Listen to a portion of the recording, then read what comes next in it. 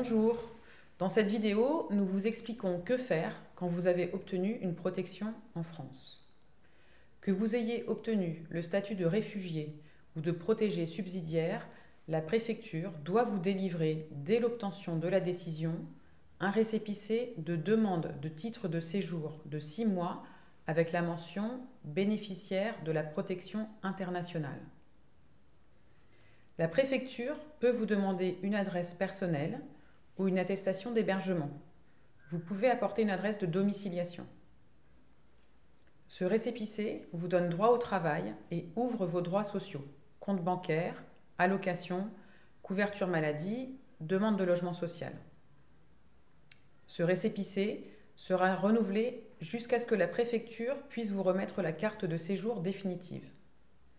En tant que réfugié, vous avez droit à une carte de résident de 10 ans renouvelable. En tant que protégé subsidiaire, vous avez droit à une carte temporaire de 4 ans, renouvelable, avec la mention vie privée et familiale. Rapidement après l'obtention du statut, vous aurez aussi à remplir votre fiche familiale de référence que l'OFPRA vous envoie par courrier.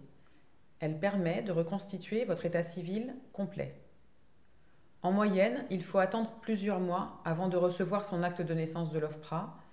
Une fois l'acte de naissance établi, l'OFII vous convoque pour une journée civique, un test de français et la signature du contrat d'accueil et d'intégration. Il est fortement conseillé de se rendre à cette convocation de l'OFII, d'assister à la journée civique et de suivre les cours de français qui vous seront proposés et de signer le contrat d'accueil et d'intégration si vous voulez obtenir votre titre de séjour définitif. En tant que réfugié, l'OFPRA est votre mairie et votre administration de référence. Vous devez l'informer de tous les changements importants de votre vie, mariage, naissance, divorce, par courrier, avec accusé de réception, en rappelant toujours votre numéro de dossier.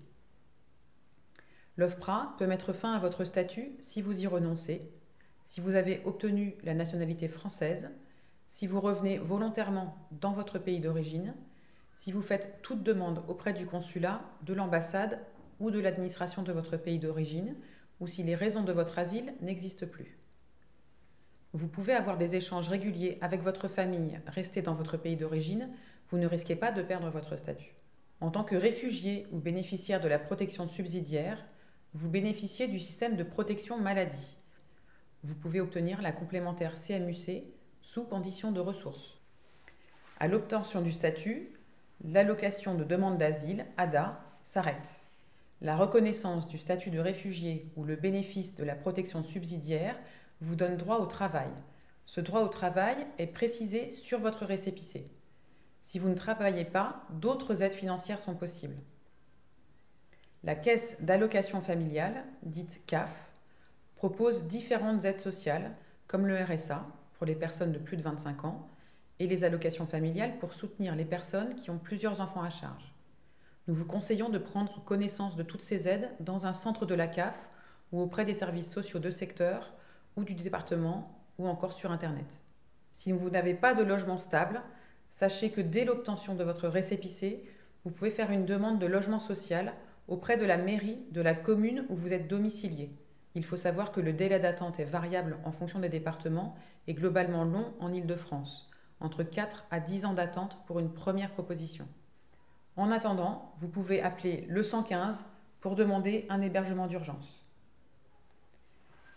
Votre assistante sociale peut aussi vous aider à solliciter d'autres types d'hébergements accessibles aux personnes à faible revenu. Enfin, vous pouvez faire une demande d'hébergement en foyer sur le site internet d'Adoma.